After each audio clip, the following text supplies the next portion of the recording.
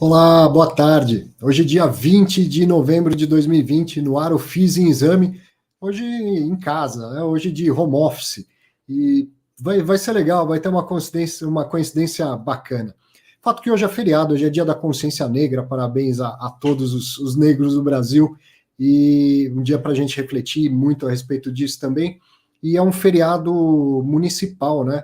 Em algumas cidades é feriado, em outras não. Aqui em São Paulo, na capital de São Paulo, é feriado e o governador tinha, no começo do ano, por causa da pandemia, mudado todos os feriados, antecipado todos os feriados. E aí o fato é que está todo mundo em dúvida se é feriado, se não é feriado. E a gente fez um feriado light aqui. Ao invés de ir todo mundo até exame trabalhar, está trabalhando de casa. Então hoje, excepcionalmente, fiz o exame, vai ser feito remotamente, e a gente vai aproveitar para falar com o pessoal da Rio Bravo. E o que eu falei da coincidência é que estamos todos aqui, então, em home office, e muita gente se pergunta se o home office vai ocupar espaço dos offices, né, dos escritórios. E a gente vai conversar com o Alexandre Rodrigues, que é o gestor do Rio Bravo Renda Corporativa, que sente uma pressão dessa dúvida, né? Será que os imóveis corporativos do Renda Corporativa podem sofrer? Mas também vai falar com o Felipe Rosa, que é o gestor do Rio Bravo Renda Residencial. E aí a minha brincadeira é o seguinte: pode ser home, pode ser office. Você vai pagar aluguel para Rio Bravo de qualquer jeito. Você vai pagar aluguel para algum fundo imobiliário, seja no escritório, seja em home office, trabalhando em casa. Os fundos imobiliários já estão chegando nesse segmento também do mercado residencial. Então vai ser um papo muito bom para a gente. Se você não conhece o Rio Bravo Renda Corporativa, para conhecer o fundo, para quem já conhece, se inteirar das novas aquisições, da compra das cotas de fundo imobiliário, vamos falar bastante sobre isso. E com o Felipe vai ser super importante a gente entender um segmento diferente, porque o residencial já existe, mas residencial para renda está começando agora, pelo menos nos fundos pulverizados. Então daqui a pouquinho a gente vai bater um papo com os dois. Eu vou fazer aquela abertura, falar, tirar algumas dúvidas e passar alguns recados. O primeiro recado que eu queria passar, ó, pode... Isso. É falar do patrimônio e renda com fundos imobiliários. Agora está perto de sair mesmo. E olha, está ficando incrível. Um conteúdo, melhor curso de fundo imobiliário que eu já gravei. Sai no finalzinho ainda desse mês, muito provavelmente. E essa tela que você está vendo aí é uma lista de interesse. Então entre no site da Exame, clica lá em Exame Academy, deixa o seu e-mail lá para ir recebendo informações quando ele for ser lançado. Outro recado que eu tenho para dar, na verdade, não sou eu que vai dar, é o Fábio Carvalho. O Fábio vai colocar um videozinho que o gestor do Alzirão mandou para a gente. Pode rodar o vídeo, por favor, Fábio. Boa tarde, pessoal. Professor Arthur, obrigado pelo tempo aí, pela oportunidade. Não vou tomar muito tempo de ninguém do programa de hoje, só queria aproveitar aqui a oportunidade para comunicar a quem não sabe e reforçar o convite a quem já sabe. Tem uma consulta formal pública acontecendo sobre o LZR de alguns temas bem importantes para a gente e queria, por favor, pedir para o pessoal participar votando. A gente precisa aí dessa participação aí, democrática de todo o conjunto de cotistas que está com a gente aí no LZR. E é isso aí. A gente queria se colocar à disposição para esclarecer dúvidas, que ninguém fique desconfortável de dar a sua opinião sobre nenhum assunto por não entendê-lo ou por desconhecer. Entre em contato com a gente, por favor. A gente realmente está à disposição e quer interagir, quer conversar com todo mundo. Tá bom? Muito obrigado, prazer e nos falamos. Abração. Muito bom. Fábio, obrigado por fazer uso do espaço e espaço aberto para para toda a indústria, para todos os gestores. Nesse caso específico, o Alzirão precisa fazer uma consulta aos seus cotistas, porque eles estão propondo comprar ativos que estão dentro de um fundo, de outro fundo da mesma gestora. Então, isso configura conflito de interesse, e para que possa ser feito, é preciso que tenha a aprovação de votos, né, de cotistas que representem 25% das cotas como um todo, né, do total do fundo. E aí a questão não é assim, o Fábio não está vindo aqui para falar para você vote a favor, ele está vindo falar para você vote. Se você é cotista do fundo, vote. porque é uma decisão importante e que para poder ser aprovada precisa de pelo menos 25%. Se tiver 90% dos cotistas votarem não, eu garanto que ele não fica tão chateado quanto se não tiver quórum mínimo, porque eu já ouvi isso de gestor.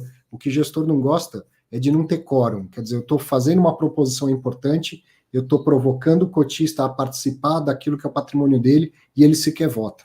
Então, se você é cotista do Alzirão, vote nessa consulta pública e, como o Fábio disse aí, se você não entendeu o que está sendo proposto, entre em contato lá com a Aliança, mas não deixe de votar a favor ou contra, não interessa, mas participe, porque é o seu patrimônio.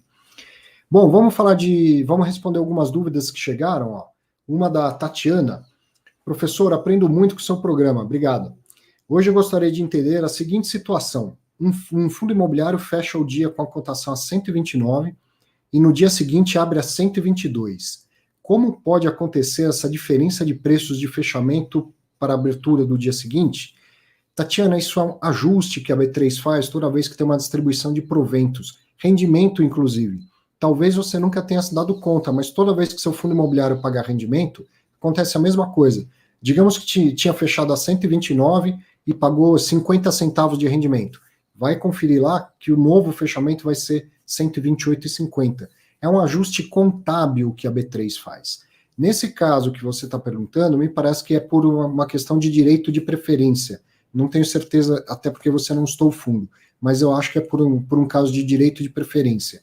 Então é um ajuste contábil, porque quem comprou a cota 129, então até aquele dia, comprou um ativo que tem valor ali dentro e tem os fluxos futuros que ele espera receber.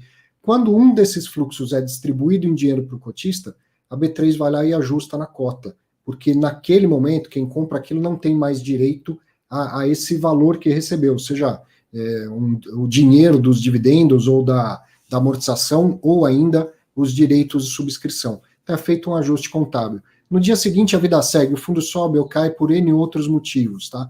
Mas é um ajuste contábil que a B3 faz para fundo imobiliário, para ações, para tudo, quando paga rendimento. Depois o pessoal da Rio Bravo pode comentar também e explicar melhor se eu deixei alguma lacuna nessa explicação. Mas é isso, é o preço ajustado quando tem distribuição de proventos. Outra dúvida é do Bruno Fontana. Arthur, boa tarde. Sobre a tributação dos fundos imobiliários, ainda não sabemos como ficará e se irá ocorrer de fato, mas existe uma possibilidade de que o estoque seja tributado. Qual o seu ponto de vista sobre isso? Então, como é muito grande a pergunta, eu vou responder isso aqui, depois eu continuo. Então, caso o estoque venha a ser tributado, o que ele está falando? E, ó, sem alarme, essa história de tributar ou de tirar a isenção de fundo imobiliário, ela vem e volta várias vezes ao longo dos anos, e geralmente, ou pelo menos a última vez que eu me lembro que chegou perto de ser votado, em 2015, o texto dizia o seguinte, só novos fundos ou novas emissões não contarão com a isenção. Aquilo que já existe, desde que um fundo existente não faça uma nova emissão, ele vai permanecer isento. Minha opinião sobre isso, a parte boa disso aí é as pessoas que já têm e contam com essa renda, aposentados. Meu pai, por exemplo, é aposentado e complementa a renda dele com rendimentos de fundo imobiliário. Se não tributa o estoque, ou seja, o que já existe, não causa um impacto tão grande na renda do meu pai e tantos outros aposentados que fazem a mesma coisa. Agora, pensando daqui para frente no futuro da indústria, eu acho uma situação ruim, porque já pensou, a gente passa a ter duas indústrias diferentes. Uma de cotas que são isentas, outras que não são isentas. E um fundo que já está grande hoje, diversificado, ele tem que parar de crescer, porque se fizer mais uma nova emissão, aí perde a isenção, então nenhum cotista vai querer fazer isso. Então pega um fundo como Quineia, renda imobiliária com 3,5 bi praticamente de patrimônio, HGBS com mais de 2 bilhões de patrimônio, esses fundos têm que parar de crescer. Não é legal, não acho legal. Se tiver que acontecer, seria melhor que não tivesse uma distinção a tal ponto de ter dois fundos imobiliários diferentes. Então, talvez algo no meio do caminho será uma regra de transição. Quer dizer, todos serão tributados, mas o estoque vai ser tributado daqui a 2 anos, e gradativamente. No primeiro ano, 10%, no segundo, 15%, sei lá. Estou fazendo aqui uma inferência de um mero exemplo. Não tem nada concreto, nem falando de alíquota, mas é um exemplo. Acho que eu preferia que tudo fosse tributado, e para não ser um impacto muito forte em quem já recebe essa renda e depende dela, que fosse feita uma tributação ao longo do tempo, do estoque. Então, continuando a pergunta, mas suponhamos que o estoque seja tributado. Olhando pelo lado bom, os preços tendem a cair, e os fundamentos dos fundos permanecem os mesmos. Muitas vezes enxergamos somente o lado negativo da tributação, mas na transação isso pode gerar uma série de oportunidades no mercado, mesmo com o risco de renda variável, não acha? Forte abraço e bom programa. Obrigado, Bruno. Então, eu concordo com você. Se vier uma tributação, os preços, e do estoque, né, os preços deveriam cair na mesma magnitude, no máximo, na mesma magnitude da alíquota. Então, digamos que tributem 15%, os preços deveriam cair no máximo 15%.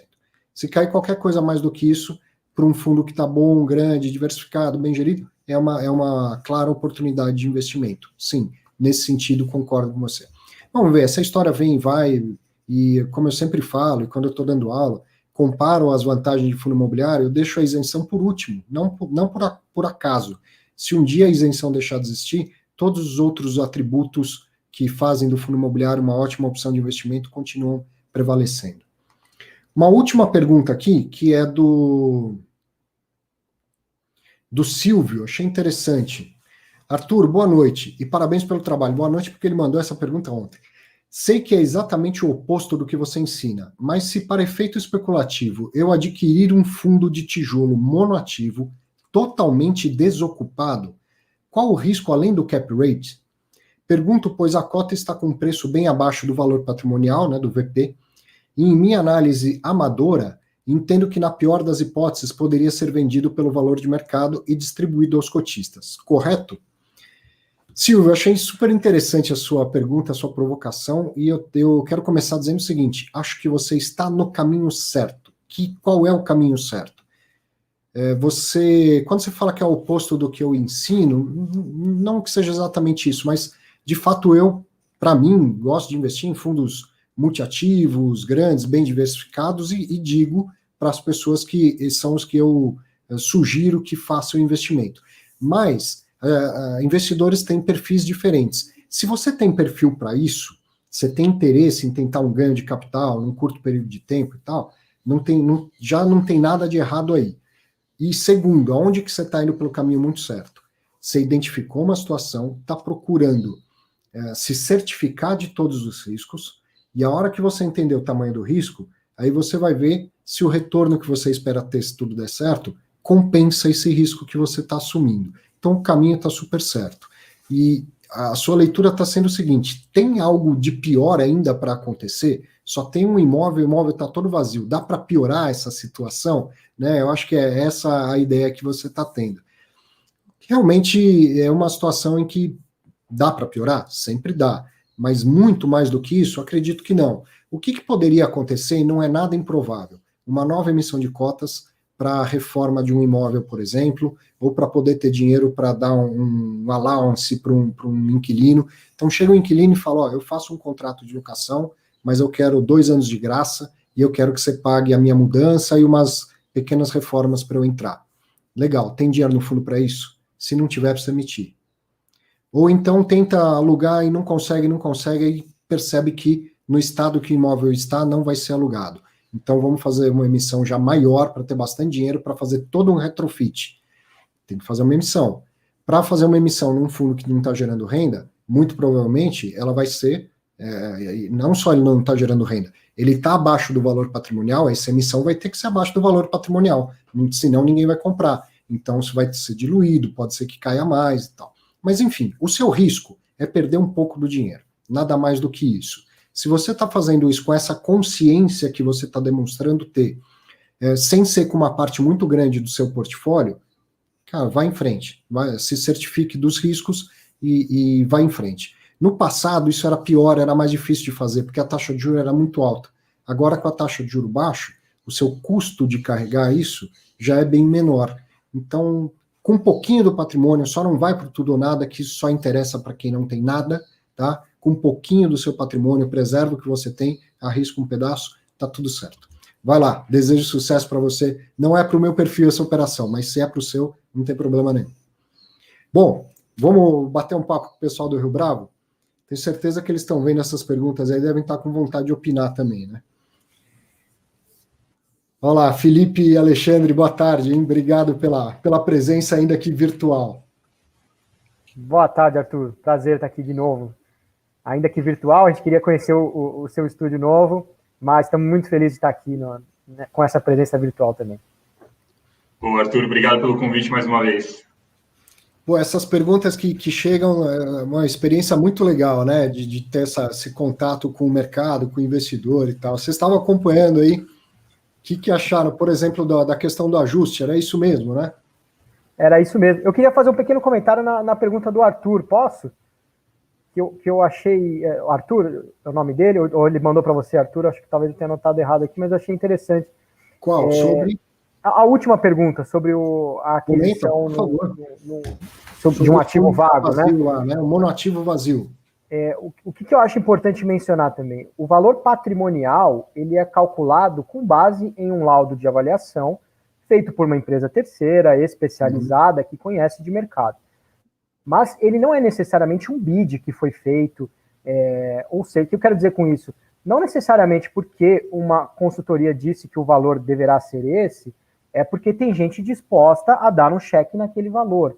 São coisas bem diferentes. O valor patrimonial é uma referência de valor, né? Ele é calculado de forma teórica e não de forma prática, e não com dinheiro mesmo, né? Que é onde a gente realmente consegue precificar de uma forma mais correta. Então, eu acho que em cima do valor patrimonial, claro que é um valor, enfim, calculado por uma empresa independente, mas acho que o investidor também tem que ter essa sensibilidade de entender que ele não é um valor que necessariamente necessariamente o prédio será vendido por aquele valor. Ele é só uma referência, né? Sim. Acho que isso que o Alexandre comentou, Arthur, desculpe interromper, é importantíssimo, né? Uma das métricas aí usadas para o laudo de avaliação para compor um valor patrimonial do fundo é o famoso cap rate, né? E dentro desse cap rate, a principal métrica é o valor de aluguel. Então, o que vai impactar diretamente a avaliação desse ativo hoje é uma premissa de aluguel futuro que a companhia terceira vai indicar para, dependendo dessa localização, dependendo desse imóvel, do uso desse imóvel, e a partir daí gerar uma das premissas importantes aí para esse valor patrimonial. Então, a partir daí, a gente tem um mundo que a gente pode discutir do que vale esse imóvel. Essa participação de vocês, então, melhor ainda. As pessoas mandam a dúvida para mim e ainda contam com a ajuda dos profissionais para entender melhor a situação. Bom, e aí, a gente vai falar de home ou vai falar de office? Quem quer começar esse papo aí? Gostei da brincadeira, legal. Hoje temos duas teses, o home e o office. Isso aí. Legal. Estão todos em casa hoje, pelo jeito, né? Hoje eu estou no escritório, estou aqui defendendo a causa. Tá certo. Eu estou de casa defendendo a minha causa. Estou sentindo Bom, e aí? Vamos falar de Office primeiro, então? Vamos lá, Arthur. Vamos lá, como você preferir. Novidades do renda corporativa. Outra coisa que você podia ajudar, eu falei aí nessa última pergunta da questão de um retrofit. E o renda corporativa está tocando um retrofit. Como que é essa experiência e que pé que está a reforma lá? Legal, obrigado, Arthur. Acho que é uma experiência muito interessante. A gente está fazendo esse retrofit em parceria com a Etuale. É um prédio que fica na Alameda Santos, número 1800. É um prédio que tem uma localização muito privilegiada, porque ele é um prédio que tem saída tanto para Santos quanto para Paulista, tanto de carro quanto de pedestres. Está próximo do Parque Trianon, próximo da estação de metrô. A gente acredita bastante na localização, principalmente daquele empreendimento, mas era um empreendimento classe C, um empreendimento que precisava realmente de melhorias, e a gente identificou essa oportunidade de comprar um prédio em preços em reais por metro quadrado mais atrativos, né? A gente soltou no mercado aí a área Boma, que vai ter o prédio agora, são 6.127 metros quadrados, então a aquisição já ajustada nesse preço de área Boma é de R$ 10.800 o metro, ou seja, é uma aquisição num preço bastante atrativo para a região da Paulista, e com o retrofit que a gente vai fazer, que vai envolver toda a parte hidráulica, elétrica, fachada, recepção, a gente acredita que pós-retrofit a gente vai conseguir um preço de locação que vai justificar aí a aquisição. Por conta disso, a gente fica aí um período sem renda, né? Claro, durante esse período de retrofit, e o que a gente tem fez no semestre passado, foi a gente reciclar o portfólio, porque tem alguns ativos no renda corporativa que começaram já a ficar muito pequenos, né? O fundo já está crescendo, já está fazendo novas emissões, já fizemos a 8ª emissão de cotas, então, e o fundo começou pequeno, né? Começou lá com o JK Financial Center, você lembra bem, né, Arthur, dessa época. Mas, enfim, o fundo começou pequeno, foi comprando lajes em prédios, de repente, agora a gente tem uma escala de poder participar de projetos como esse, então começa a fazer sentido a gente dar saída nesses empreendimentos, a gente tem um bom ganho de capital para realizar, e a gente começa a concentrar a nossa energia em empreendimentos maiores, em projetos mais desafiadores, como esse do Alameda Santos, e onde a gente acredita que consegue extrair um retorno melhor também para o investidor. Teve a venda daqueles andares na Casa das Rosas, né, do edifício que ficava na Casa das Rosas há um tempo atrás, vai se desfazendo de posições menores e tentando concentrar em outras maiores. Perfeito. Só tem um detalhe, muita gente também confunde, não é o da Casa das Rosas, porque a gente tem o Parque Cultural Paulista, que fica na Casa das Rosas, que é um prédio que, inclusive, a gente aumentou a participação, e hoje somos o maior proprietário daquele edifício, então, nesse prédio a gente já tem uma exposição interessante, somos o maior proprietário, e conseguimos ter lá e tem o Parque Paulista, tem o Cultural Paulista e tem o Parque Paulista. O que a gente vendeu é o Parque Paulista, que fica a 150 metros do Alameda Santos 1800, ele fica no número Alameda Santos 1940, e foi vendido por quase R$21 mil no metro quadrado. No começo. Então essa era uma aquisição que era mais recente ou não? A aquisição do Parque Paulista, ela aconteceu em 2011, foi uma das primeiras aquisições que a gente fez, e a gente fez uma nova aquisição de novo em 2016. Então, são 2 andares que a gente tinha, a gente vendeu um e continua com um ainda. Ô Felipe, e aí vem uma tese nova de investimentos, né, dos fundos imobiliários chegando no residencial com vistas à renda. Residencial não é novidade no nosso mercado, mas geralmente para desenvolvimento para venda, né? E você vem fazer gestão de um fundo na Rio Bravo para renda residencial. Conta um pouco dessa proposta, agora melhor. A última vez que a gente se falou, você estava na época da oferta pública, não podia dar muito detalhe, né? Conta para a gente como que é essa tese. Legal, Arthur. Então, até dando um passo atrás, acho que tem alguns principais motivos que agora fazem sentido, né? Um fundo residencial para renda. O primeiro deles é o praxe de mercado, né? Que é a taxa Selic caindo, deixando mais atrativo a rentabilidade das locações residenciais. Mas a gente acha que esse não é o principal motivo aqui para uma tese dessa. A gente está vendo hoje uma mudança de comportamento dos millennials e dessas novas gerações, e millennials eu digo, os nascidos aí de 1980 para frente, né? Tem uma pesquisa super interessante que mostra que eles não têm mais como prioridade de vida a compra do imóvel próprio.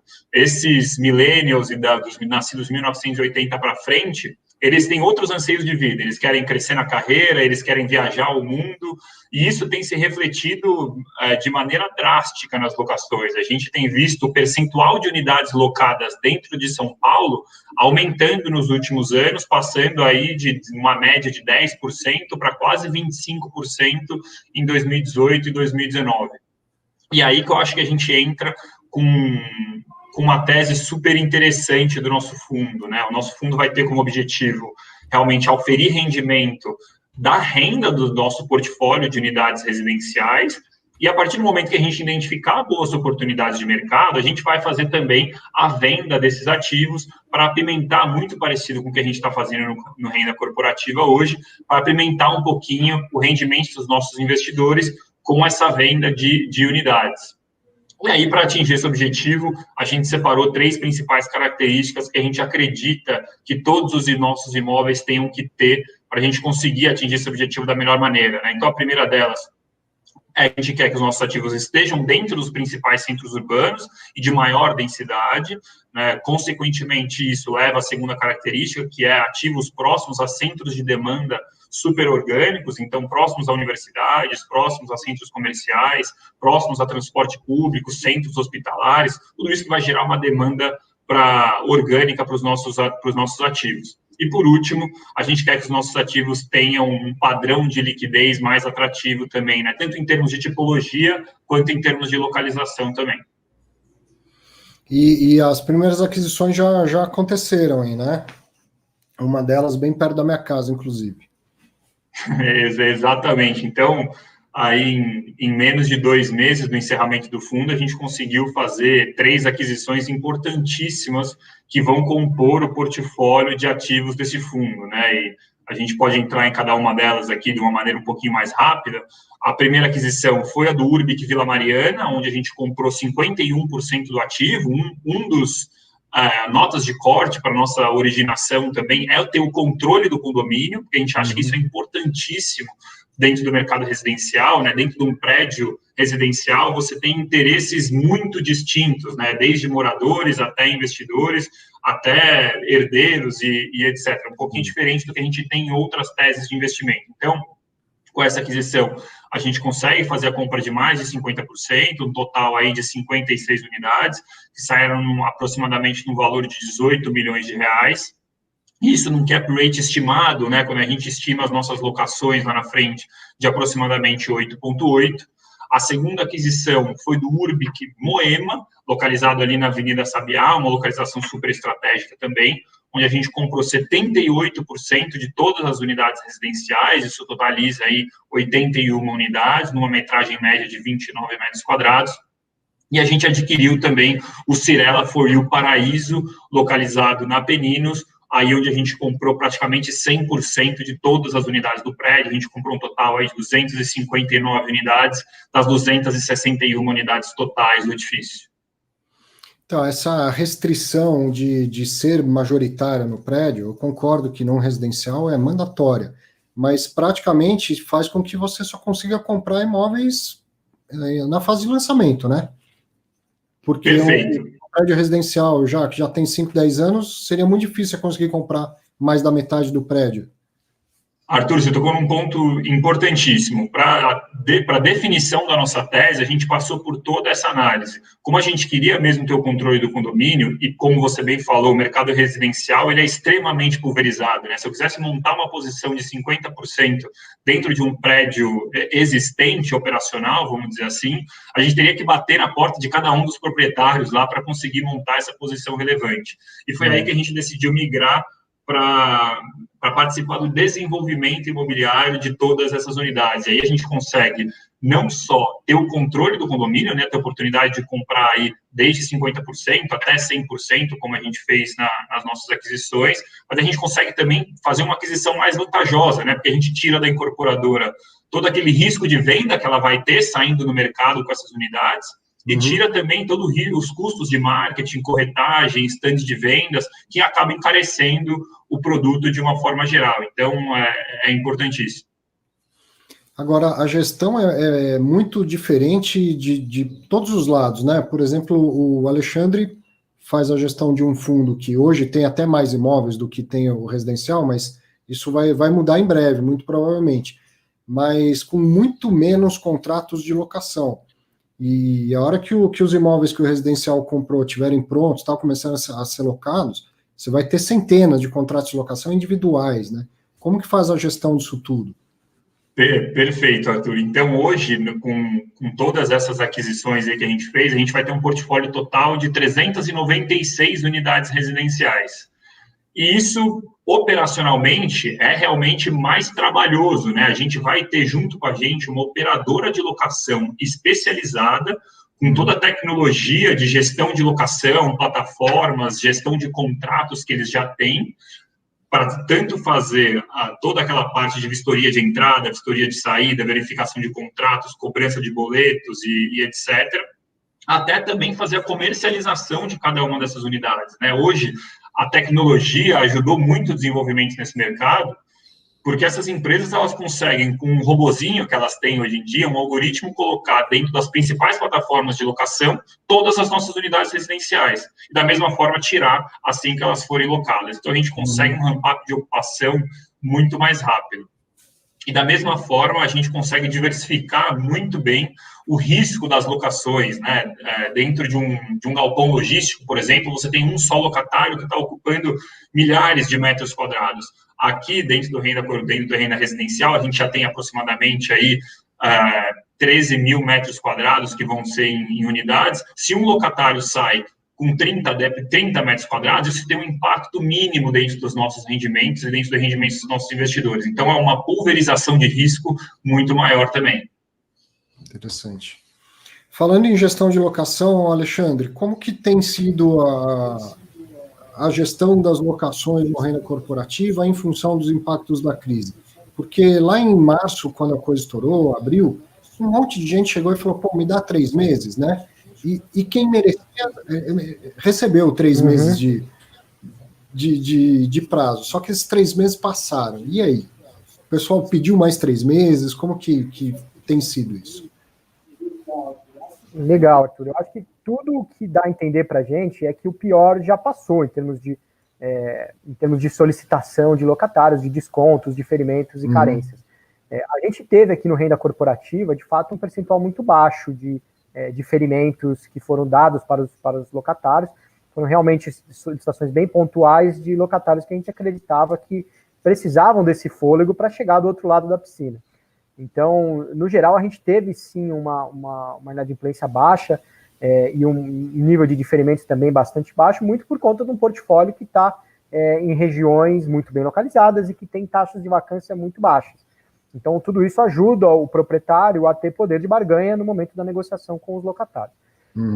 Eu acho que a crise, de uma forma geral, e a pandemia, ela trouxe aí, atrasou aí talvez 1 ou 2 anos o ciclo do mercado imobiliário, né? A gente tudo levava a crer que a gente viveria um momento muito especial para as lajes corporativas no começo do ano. Então, a gente já estava vendo a Faria Lima sem espaços para alugar, né? Já não tinha mais espaço suficiente, vacância de 3%, 4%, que era basicamente picada em vários prédios. Então, se alguém queria realmente montar um escritório na Faria Lima grande, não dava mais. Então, tudo isso dava para a gente um otimismo muito grande, principalmente em relação a preços, em relação a valores de locação e até onde a gente acreditava que dava para ir em termos de valores locativos. A gente estava bastante animado com isso.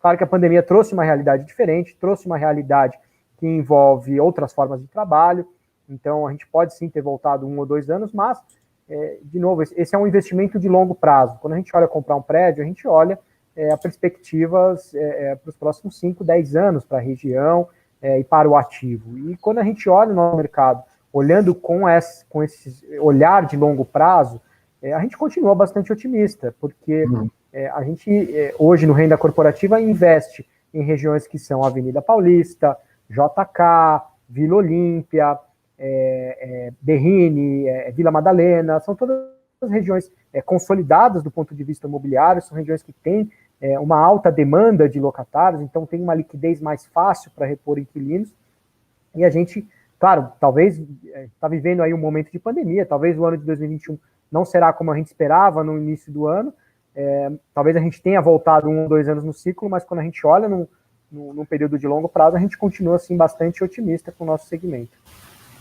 E o Felipe lá abordando todo mundo, né? Olha, sua empresa vai virar home office, vai falar comigo, né? Que a gente ficou muito ruim aqui. A gente está em regiões diferentes. Você falou um negócio interessante, que na sua opinião o mercado andou 1, 2 anos para trás no ciclo, mas o mercado que o Felipe está operando foi o contrário, né? Na quinzena anterior, a capa da revista Exame falava justamente do aquecimento do mercado imobiliário residencial no Brasil. Eu sabia que a coisa estava aquecida, mas eu fiquei impressionado com a matéria do quanto aquilo aqueceu. Tive até a sensação de que, em alguns casos, as pessoas tomaram decisões emocionais e muito rápidas, não condizentes com o mercado imobiliário, mais parecido com o mercado de bolsa.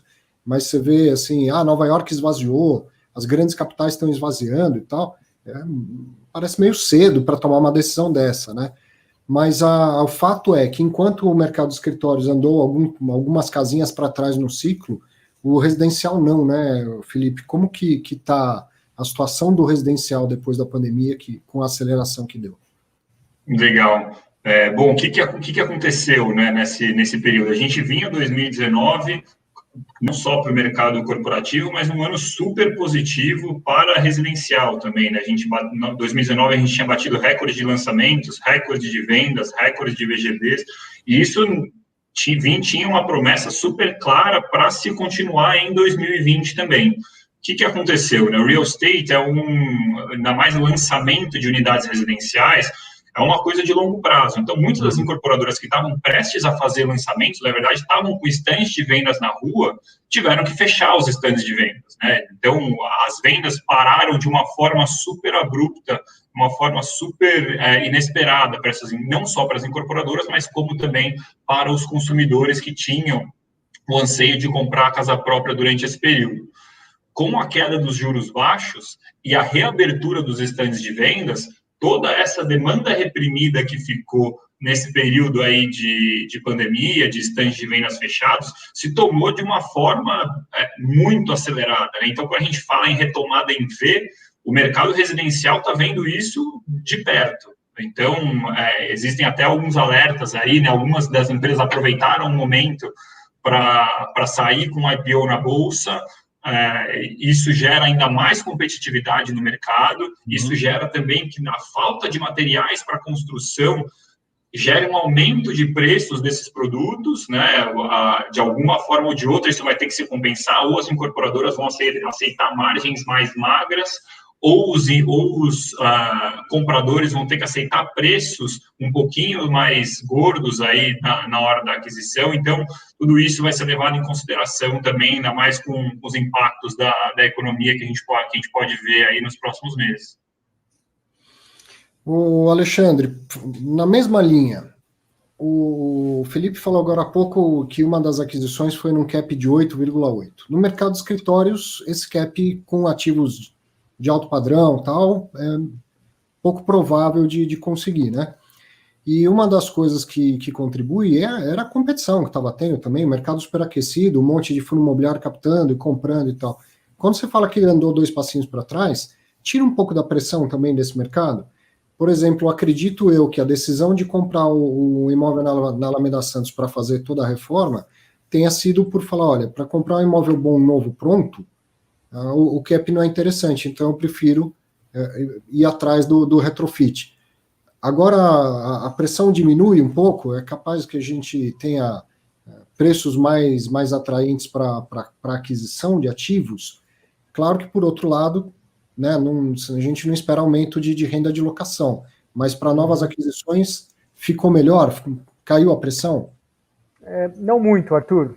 Muito pelo fato de que os proprietários que fazem esse tipo de aquisição de escritórios corporativos, muitos são proprietários profissionais, e muitos deles também têm essa mesma percepção do que eu.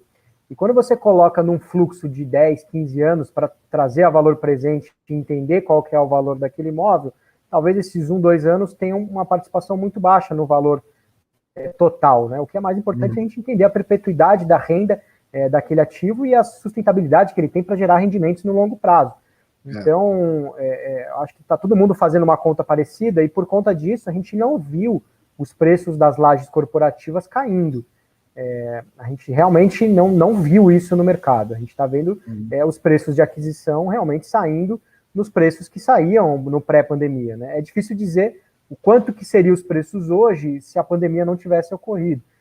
Seria um exercício de futurologia, não daria muito bem para responder, mas quando a gente olha os preços de aquisição hoje versus os preços pré-pandemia, a gente não enxerga um desconto significativo. E tem um outro fator que é importante também.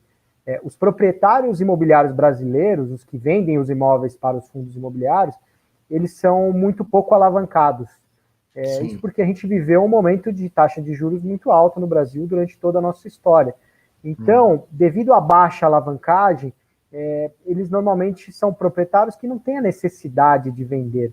Eles não precisam queimar o estoque, eles não precisam sair vendendo imóveis, eles podem esperar, aguardar um momento melhor de mercado para fazer as vendas. Então, os imóveis não saíram sendo queimados assim a toque de caixa. O mercado se mostrou bastante resiliente e profissional nesse sentido. Fábio, eu vou pedir para você colocar novamente uma pergunta na tela, que quem viu foi o Neto. Essa aqui é para você, Felipe. Tá na hora de você vender o peixe aí, ó. Que interessante a pergunta do Neto. Fundos residenciais é um novo segmento para mim. Ainda não tenho convicção de bom retorno perante outras classes de FIIs, seja em valorização, seja em rendimento. Quais são os argumentos para me fazer mudar de ideia e investir nesse tipo de FII? Obrigado. Eu acho super legal que venham essas perguntas assim, na lata, de uma maneira respeitosa e tal, e eu concordo no sentido de que se é um segmento novo, a gente tem que aprender sobre esse segmento. O que a gente ainda não sabe sobre o segmento residencial, Felipe? Legal, eu acho que vou começar um pouquinho pela pergunta que chegou, e aí eu já complemento também com a sua, que acho que a gente consegue fazer um paralelo interessante. O que esse fundo pode trazer para o olhar do investidor, né? Ele traz uma diversificação muito interessante. Como a gente estava falando aqui anteriormente, hoje os contratos de locação residenciais, eles têm uma pulverização muito grande comparado com outros produtos. Então, imagina-se hoje nos Estados Unidos, esse é o maior mercado em termos de market cap que existe. Então, o multifamily, né, que é como é conhecido, que são os prédios verticais focados para a locação, eles representam o maior valor de mercado entre todos os setores de fundo lá dentro dos Estados Unidos. E, em compensação, é o que paga o menor dividend yield, é o que oferece o menor retorno para os investidores. Por que isso acontece? E a gente se preocupou com isso também ao lançar o nosso fundo imobiliário, e ele sai hoje com um prêmio sim, de dividend yield, porque a gente acredita que tem uma fase de amadurecimento e conhecimento do produto para os investidores. Esse fundo imobiliário paga o menor dividend yield lá nos Estados Unidos porque já é um risco conhecido. As pessoas já se entendem muito mais do produto, assim como aqui no Brasil, entendem muito bem de lajes corporativas, entendem de galpões logísticos, entendem de shopping centers. Então, isso acaba gerando um conforto muito maior na hora de fazer a compra de uma cota de um fundo imobiliário. Hoje, o nosso... Desculpa, Arthur, vai lá. Esse entendimento lá nos Estados Unidos de que o risco é menor, provavelmente é por causa da pulverização do fluxo? Com certeza, Arthur. Hoje, os REITs, né, os chamados REITs, eles têm ativos espalhados por todos os Estados Unidos, eles têm milhares de unidades sendo operadas pelos próprios REITs, então existem empresas, esses REITs são praticamente empresas gigantes que fazem a operação de locação de cada uma dessas unidades residenciais. Eles estão olhando de perto a operação, eles estão olhando de perto os financials e olhando e se mantendo atualizados em termos de padrão construtivo para cada uma dessas unidades. E, claramente, isso se reflete nos retornos para os investidores e na pulverização do risco dentro desses contratos de locação também. Agora, eu não sei se você terminou de responder lá a dúvida do Neto, que eu acabei te interrompendo. Se quiser complementar, fica à vontade. Claro. Eu ia falar um pouquinho do nosso produto. A gente entende que aqui no Brasil, esse produto precisa de um amadurecimento e os nossos investidores precisam de um incentivo um pouquinho maior para conseguirem entrar nesse tipo de investimento que é novo para todo mundo. Hoje, de residenciais para renda mesmo, existem pouquíssimos fundos. O nosso fundo é o único fundo que de forma independente, não tem parceria cravada com nenhuma outra incorporadora. Então, a gente está aqui, como sempre, dentro dos olhos da Rio Bravo, tentando fazer as melhores aquisições para os nossos cotistas. Então, a gente está abordando incorporadora por incorporadora para fazer a melhor aquisição em termos de reais do metro quadrado, que, consequentemente, vai gerar um bom yield lá na frente, e vai também estar independente em termos de operadora de locação. Esse é um mercado que está crescendo bastante e a gente está estudando cada uma dessas operadoras de locação de forma muito próxima para entender se dentro de cada um desses ativos que a gente colocou existe uma melhor operadora em termos estratégicos. Com isso, a gente está conseguindo oferecer uma rentabilidade acima do que outros produtos financeiros têm pagado. Então, a rentabilidade média, aí, esse cap rate, por exemplo, de 8,8, a gente imagina um yield de 7,8 nessa aquisição, na aquisição da Cirela, na aquisição de Moema, desculpa, um yield também de 7,8, na aquisição da Cirela, um yield de 7,3. Então, a gente acredita que esse prêmio justifica um pouco esse desconhecimento do mercado e é realmente para atrair esses investidores, para a gente mostrar a nossa gestão da Rio Bravo, para mostrar que esse produto funciona e não é de hoje, né? É um negócio que já existe faz um bom tempo aqui lá fora também. Agora, você está falando das boas aquisições, isso é importantíssimo. Metade do lucro está numa compra boa, eu acredito. Mas como é um fundo de renda, o fluxo vem do contrato de locação. E os outros tipos de contrato também já são bastante conhecidos do investidor. O contrato típico, o contrato atípico, o contrato de shopping e tal. O contrato de renda residencial no Brasil, eu, por exemplo, dando aula, já repeti isso várias vezes, que ele é muito pró-inquilino e tal. Então, lá nos Estados Unidos, o contrato tem 1 ano. Acabou o contrato, ou você paga o meu preço novo ou vai embora, né? Aqui não, são 2 anos e meio, é difícil de colocar inquilino para fora e tal. Mas eu também sei que o fundo não vai operar só o contrato tradicional. Então, queria que você comentasse sobre a gestão de um contrato tradicional de 2 anos e meio, tá, de locação, e que outros tipos de contrato estão na estratégia do renda residencial. Perfeito, Arthur. Até para conseguir gerar essa rentabilidade mais atrativa para os nossos investidores, a gente separou, sim, a gente olha cada um dos ativos, entende a região, imagina que ele possa ter 2 tipos de locação.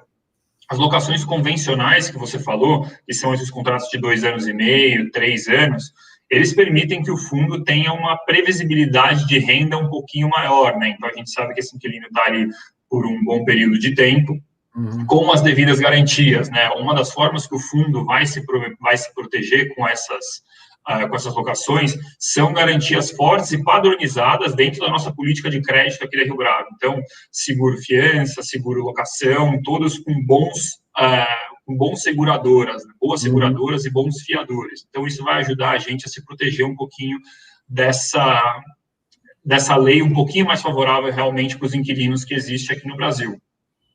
Dentro de um outro espectro, a gente vai fazer as operações de aluguéis de temporada, que é o que a gente chama na maioria dos nossos relatórios, nos nossos fatos relevantes de aquisição, os aluguéis de short stay. Como que esses aluguéis de short stay funcionam, né? Eles não precisam de uma garantia muito forte. O que acontece? Acontece um background check de cada uma dessas pessoas antes dela fazer a locação e ela pré-paga. É muito parecido com um hotel. Você vai pagar pela diária que você vai ficar, então eu quero ficar no prédio da Urbic, em Moema, e lá a gente vai cobrar R$215 por noite. Você seleciona as suas 3 noites, você já vai pagar de forma adiantada essas 3 noites, o fundo já vai fazer jus a essas receitas, e a gente corre pouquíssimo risco de inadimplência durante esse contrato. E, em compensação, a gente tem também uma rentabilidade maior, né? Quando a gente compara os aluguéis da Vila Mariana, por exemplo, onde a gente cobra R$80 por metro quadrado nos aluguéis convencionais, uma diária de R$200 por dia, se a gente traduzir isso no mês, pode gerar um valor de locação de R$200 por metro quadrado. A gente entende também que tem uma ocupação diferente, tem uma ocupação menor, mas que justifica esse retorno mais atrativo que esse tipo de locação dá. Entendi. Realmente é um segmento diferente em que a gente vai aprender, vai observar, por isso que é muito legal que você esteja aqui explicando isso tudo. Ô Alexandre, a gente tem 10 minutos ainda para bater papo, eu queria que você comentasse do último fato relevante, que foi a compra de mais da metade do Breve 11, né? O Renda Corporativa resolveu fazer uma alocação indireta em imóveis corporativos via fundo imobiliário. Primeiro, por curiosidade, eu sei que muita gente tem essa curiosidade. Como que faz para comprar metade de um fundo imobiliário na Bolsa? Vamos lá, Arthur. Esse, na verdade, é um fundo imobiliário que tinha pouco mais de 50 cotistas, então ele não é um fundo imobiliário pulverizado, com alta liquidez, é um fundo que negocia realmente muito pouco, e essa transação foi uma transação feita com um block trade, com um vendedor que tinha essas cotas e que a gente comprou. Ao invés da gente ir lá, passar uma escritura e comprar um ativo, a gente conversou com um vendedor que tinha 50% daquele fundo e a gente fez um block trade na B3 para fazer a aquisição das cotas. O vendedor é um só? Eram dois vendedores. Por isso que teve uma operação na terça-feira, outro na sexta? Exatamente, foram em 2 dias diferentes.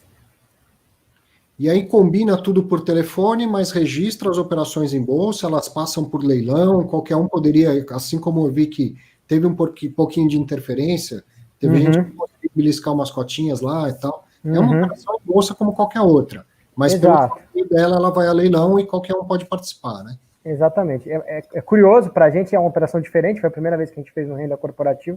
É diferente quando a gente compra um prédio como a Alameda Santos, que a gente passa a escritura, paga o dinheiro, ele passa a escritura para a gente e a gente registra na matriz. Aqui é diferente, Você porque outros investidores podem... Leilão, é isso? Fica... Com medo que alguém aparecesse e ganhasse o seu lote todo, é isso? Claro, a gente ficou apreensivo. É uma transação diferente para a gente também, a gente acompanhou o leilão. No primeiro leilão não houve nenhuma interferência, no segundo houve uma interferência baixa, que, enfim, não justificou nenhuma mudança de preço, então a gente ficou contente de ter saído, enfim, a aquisição da forma como a gente previa. E o processo todo de escolher investir nesse fundo, ou primeiro, de escolher investir em fundo imobiliário e fazer uma aquisição relevante de um fundo desse, como que foi? Tinha dinheiro em caixa, não era dinheiro suficiente para comprar um grande ativo imobiliário, e aí começaram a olhar outras opções? Ou foi por questão de preço no fundo imobiliário? Não, a gente tem a visão aqui, Arthur, nós somos investidores de ativos imobiliários, não importa o veículo. Se o veículo for o tijolo direto, tudo bem, é onde a gente prefere até investir, não tem interferência, né, como a gente falou. Mas se for via fundo imobiliário e a gente encontrar um fundo que tenha o portfólio de ativos que tem em localizações muito complementares a que a gente tem no renda corporativa, com ativos de qualidade similar, com bons inquilinos, num preço em reais por metro quadrado que a gente acredita que está bastante atrativo, numa cota que estava um pouco mais descontada, muito porque hoje o fundo está passando por vários diferimentos e carências que devem ser revertidas aí a partir do ano que vem. A gente enxergou uma boa oportunidade, um dividend yield projetado ali pelas nossas contas de aproximadamente 7% ao ano. É um dividend yield para esse tipo de portfólio bem diversificado com vários inquilinos, é bastante atrativo, e a gente está, enfim, bastante satisfeito aqui com a aquisição. A gente captou na última emissão algo próximo a 125 milhões, alocamos 44 agora nesse fundo, e claro, estamos olhando outras oportunidades também de aquisição, que envolvem fundos e ativos diretos, e, enfim, estamos procurando alocar esse caixa o mais rápido possível.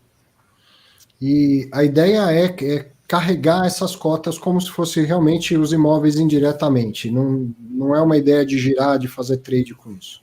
Não, nós somos, Arthur, investidores de longo prazo, fundamentalistas, nós não somos traders, não é a nossa ideia comprar um fundo, nada contra, acho que tem lugar no mercado para todos, mas... E é uma das coisas bacanas do fundo imobiliário. Eu sei que você está falando a verdade, que sua intenção não é fazer trade, mas se amanhã essa cota sobe demais na bolsa, e você vê a oportunidade de vender com facilidade, com liquidez, vai vender e vai distribuir lucro para o cotista, né? Claro, e esse foi um ponto interessante que a gente discutiu aqui também, porque claro, quando a gente compra um ativo, a gente tem que pensar também na saída, né? Vamos vender para quem, em qual momento, e como a gente consegue vender, é um ativo que vai ter liquidez para vender. E esse portfólio ele é interessante que ele pode ter liquidez tanto nos ativos reais, ou seja, tem investidores dispostos a pagar bem por esse tipo de laje, nesse tipo de localização, com caps bem comprimidos, e aí a gente receberia os dividendos que esse fundo pode trazer, e uma eventual saída seria também vendendo as cotas do fundo, numa eventual liquidez que possa ser gerada, como você falou. Então a gente abriu aí com essa aquisição uma porta de saída a mais, que é a venda das cotas do fundo. Mas, de qualquer maneira, não é a tese de aquisição. Comprou para obter a renda mesmo daqueles ativos. Perfeito. A gente comprou com uma tese fundamentalista, olhando a capacidade desses ativos de gerar renda sustentável de longo prazo. Então, e como fica a gestão do fundo? Porque, assim, fundo que compra cotas de outros fundos, mesmo sem ser FOF, isso é muito comum. Mas comprar metade de um fundo já não é tão comum assim, né? E como que fica a gestão? Permanecem com a gestão original? Quem que é a gestora? Como que vai ser o relacionamento da Rio Bravo com a gestora? Não, permanece a gestão original. Quem está lá fazendo a gestão é o pessoal da Únicas, a Carol. A gente já fez várias reuniões, já estamos bem inteirados aqui dos ativos. a gente vai contribuir com o que a gente pode. A gente também tem uma rede de relacionamentos de corretores que podem ajudar os ativos do Brev 11. A gente também tem a nossa expertise e as pessoas aqui dentro que podem pensar em estratégias diferentes para comercialização, para venda, para aquisição. Então, assim, a nossa ideia é entrar para agregar a gestão do Brev 11, que é feito pela Unitas, pela Carol. Enfim, a nossa ideia aqui é muito mais de agregar a nossa expertise e a nossa gestão para um fundo imobiliário que já existe e que já conseguiu construir um bom portfólio. Muito legal. Felipe, com essas aquisições de imóveis que estão ainda na sua fase de terminar a construção ou começando a construção e tal, quando que dá para imaginar que o renda residencial vai começar a ter fluxo de contrato de locação? Vai ter faturamento? Legal, Arthur. Perfeito. Essa é uma pergunta interessante, porque me faz até comentar um ponto importantíssimo dessas aquisições. A gente estruturou esse fundo sempre pensando no rendimento dos investidores. A gente sabe que o principal motivo que o investidor compra as cotas de um fundo imobiliário é o rendimento mensal aí das suas cotas. E para poder entrar nesses desenvolvimentos e conseguir distribuir rendimento ao mesmo tempo, a gente conseguiu bolar um mecanismo de renda. Como é que isso funciona? Dentro de todas essas aquisições, as aquisições são feitas de forma parcelada, vamos dizer assim, né? Elas acontecem em alguns aportes, de acordo com o cronograma de obra de cada um desses empreendimentos. E conforme esses aportes vão acontecendo para essas incorporadoras, eu recebo uma renda, como se fosse um retorno esperado do meu investimento até que esse imóvel fique pronto. Então, conforme eu vou fazendo os aportes, todo esse fluxo acumulado de dinheiro que eu estou passando para a incorporadora é remunerado a uma taxa. No caso dessas 3 incorporações, coincidentemente, a gente está recebendo uma remuneração de 8% ao ano por todo esse capital aportado até a entrega das unidades. Então, a gente, com essas aquisições anunciadas aí nas últimas semanas, a gente já vai conseguir ver um rendimento aí positivo e bem relevante no fundo já no mês de dezembro. Mas isso numa estrutura que eu posso chamar de renda mínima garantida, certo? Enquanto os imóveis não estão lá efetivamente locados. Perfeito. Em cada uma dessas aquisições, tem prazos diferentes para os imóveis ficarem prontos e começar as locações? Com certeza. O ativo da Urbic, por exemplo, a entrega estimada é no primeiro TRI ou no segundo TRI de 2021. Então, a partir daí, a gente até coloca nos nossos fatos relevantes o que a gente imagina que é o ramp-up de ocupação, né? A gente tem um ramp-up de ocupação esperado para as locações convencionais e para as locações de temporada, como a gente falou, 2 ramp-ups de ocupação diferentes, e a partir daí a gente já começa a ver um rendimento esperado dessas locações, tá? Estabilizado aí depois de 12 meses da entrega do ativo, e aí que a gente coloca esse cap rate de 8,8, por exemplo, na aquisição da Urbic, que é a nossa estimativa de rentabilidade das locações com o ativo, vai de uma forma genérica, 75% locado, já estimando também uma taxa de vacância estrutural para essas locações. Outra coisa que a gente vai aprender ao longo do tempo, né? Não se espera que um fundo desse esteja sem vacância, né?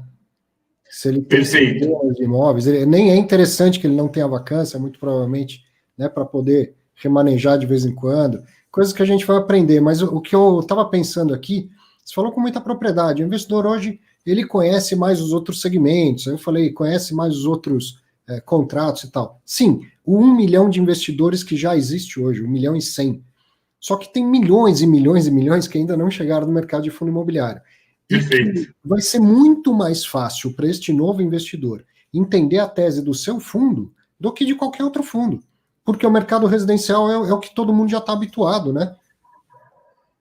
Pro bom e pro mal, viu, Arthur? A gente sempre vai ter aqueles investidores que já têm um imóvel locado, que vai super bem, e que vão achar que eles fazem gestão de fundo imobiliário como a gente, o que é ótimo. Eles vão agregar muito aqui nas nossas conversas, nas nossas discussões de locação, mas eu concordo 100%. Eu acho que a locação residencial é o que o mercado brasileiro conhece mesmo. Eu acho que vai ser um produto de fácil entendimento aí, principalmente para esses novos investidores. Muito legal. Alexandre, para a gente encerrar assim brevemente, quem já é cotista do Renda Corporativa, o que deve esperar, perspectivas aí de curto e médio prazo? Vamos lá, Arthur. Eu acho que a gente até trouxe aqui também um pouco para falar sobre, vamos sobre mostrar. home office. Boa, vamos mostrar. Eu acho que isso dá aqui uma diretriz interessante do que a gente pensa em termos de ocupação de escritórios e como que o renda corporativa deve aí surfar os próximos anos, né? A gente trouxe aqui um estudo para mostrar aqui em primeira mão no seu programa, Arthur. Isso, obrigado. Como que estão se comportando as locações de escritórios corporativos das empresas que a gente chama de FANG com 2 As, que são Facebook, Apple, Amazon, Netflix e Google. Por que a gente trouxe dessas empresas? Porque são empresas muito envolvidas no ramo de tecnologia, são empresas que conhecem o home office, que já fazem isso há bastante tempo, e que sabem os limites da onde dá para chegar o home office, né? Eu acho que agora que está todo mundo já há bastante tempo fazendo home office, saiu até uma pesquisa legal que saiu aqui numa matéria da Exame 2 dias atrás, falando como que a percepção do home office foi mudando no começo da pandemia para agora, porque no começo tudo parecia muito bom, porque as equipes estavam alinhadas, mas conforme o tempo vai passando, e o home office enfim, as pessoas deixam de ter esse contato pessoal, as coisas, claro, vão ficando mais difíceis de serem lidadas. Então, o que a gente quer saber? Como que essas empresas, Facebook, Apple, Amazon, Netflix, Google, estão fazendo em relação aos seus próprios escritórios? Então, a gente varreu aqui todas as notícias públicas que existem sobre desocupação ou sobre locação ao redor do mundo inteiro dessas 5 empresas. E a gente confessa que chegou em resultados muito mais otimistas do que a gente pensava. A gente consegue enxergar aqui um nível de locação, inclusive no Brasil, incluso muito relevante dessas empresas, né? O que dá uma diretriz interessante. Porque empresas que são de tecnologia, têm essa veia tecnológica, conhecem muito bem o home office, por que essas empresas estão, em muitos casos, aumentando os seus escritórios corporativos, né? Sim. Eu acho que tem um ponto interessante para analisar e que ajuda a corroborar um pouco essa tese de que os escritórios vão continuar sendo importantes para as empresas, né? Quem conhece muito sobre tecnologia sabe disso. E aqui a gente colocou as principais locações que aconteceram. A gente tem, enfim, as 2 empresas que foram altamente tomadoras de espaços, que foi a Amazon e o Facebook. A Amazon na sua sede em Seattle, que inclusive também tem aqui na matéria da Exame, que saiu há 2 dias atrás, como que a Amazon entende que foi produtivo eles terem voltado para o escritório, né? E eles, inclusive, fizeram aí locações significativas no mercado de Seattle. E o Facebook fez locações também significativas aqui em São Paulo, no Birman 32, locou uma quantidade de metros quadrados bem razoável, e locou também do Vornado Trust, que é um fundo imobiliário americano, um REIT, que locou quase 70 mil metros quadrados em Manhattan, Nova York, o que também demonstra esse apetite do Facebook por escritórios, né? Então, acho que passando ali um pouco mais para baixo no resumo, Arthur, dá para ver que a Amazon e Facebook são fortes tomadoras de espaço. Apple e Netflix também tomaram espaços em outros lugares do mundo, enfim, não na mesma proporção, mas também são empresas que tomaram espaço. O Google ficou no lugar mais neutro, devolveu, tinha planejado locar um imóvel, desistiu, ficou no lugar mais neutro, vamos dizer assim, ainda é positivo, mas no lugar mais neutro, e isso ajuda para a gente a exemplificar a importância que os escritórios terão, né? Dado aí como que as empresas mais vencedoras dos últimos anos, que são essas, trataram aí dos seus escritórios corporativos durante a pandemia. Então, acho que respondendo essa pergunta, para onde que a gente acha que o renda corporativa vai? O renda corporativa investe nas principais regiões de São Paulo, que é a região, é a cidade mais resiliente em termos de escritórios corporativos, que tem os melhores prédios e os melhores ocupantes. A gente tem locatários na carteira que são empresas AAA, empresas que têm uma capacidade de pagamento, de crescimento muito grande, e a gente acredita bastante nesse mercado quando a gente olha o longo prazo. O que eu posso ter falado no começo, que o mercado pode ter voltado 1 ou 2 anos no ciclo por conta da pandemia, mas quando a gente olha isso daqui no longo prazo, dada a escassez de terreno, escassez de bons prédios prontos, a gente continua aqui bastante otimista. Legal. Tem um monte de gente dando print na tela. Pode ficar tranquilo que o Alexandre nos autorizou a compartilhar esse material aí, viu? Inclusive, se alguém que está assistindo agora a live souber de alguma notícia que por um acaso não esteja aí no estudo, manda para a gente que a gente vai atualizar isso daqui. Se precisar, a gente passa de novo. A ideia é que seja um estudo de todos aqui, que todo mundo possa contribuir. Muito bom. Como sempre, um papo super interessante, cheio de conteúdo e muito aberto. Obrigado, Alexandre. Muito obrigado, Felipe, também. Grande abraço para vocês. Obrigado, Arthur. Sempre um prazer. Foi muito legal essa conversa. Muito feliz de estar aqui de novo e estamos à disposição sempre. Próxima vez. Obrigado, Arthur. Obrigado pelo convite mais uma vez. Estamos sempre à disposição aí para esclarecer todas as dúvidas dos investidores e para mais um papo, se possível, no curto prazo. Próxima vez nos vemos lá no estúdio. Valeu, obrigado. Combinado. Valeu, um abraço. Para você, muito obrigado pela companhia mais uma vez. Espero que tenha gostado, né, de entender mais a tese de um fundo residencial e também a situação atual de um fundo de lajes corporativas. Bom, aproveite muito bem o seu final de semana. Espero na próxima sexta-feira, às 15 horas, lá de volta no estúdio, mas seja de lá, aqui da minha casa. Sempre um prazer contar com a sua companhia e falar de fundo de investimento imobiliário. Um grande abraço e um excelente final de semana.